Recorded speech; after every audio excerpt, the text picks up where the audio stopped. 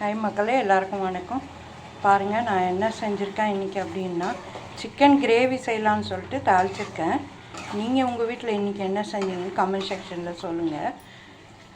என்னென்ன அப்படின்னு யூஸ் பண்ணேன்னா, ஒரு துண்டு இஞ்சி, ஒரு 5-6 பல் பூண்டு, அதுக்கப்புறம் சின்ன வெங்காயம் கொஞ்சம், இது பட்டை லவங்கம் ஒரு துண்டு, இது தனியாக பேஸ்ட்டாக அரைச்சி வச்சுக்கிட்டேன் நான். அது இல்லாமல் கிரேவிக்கு தேங்காயெலாம் யூஸ் பண்ணல, அதனால் முந்திரி ஒரு 4-5 பீஸ் முந்திரி, அதுக்கப்புறம் ஒரு 2 தக்காளி, கொஞ்சம் கொத்தமல்லி, இது அரைச்சிக்கிட்டேன். இது தனியாக ஒரு பேஸ்ட்டாக அரைச்சிட்டு நான் இது தாளித்து எடுத்துருக்கேன்.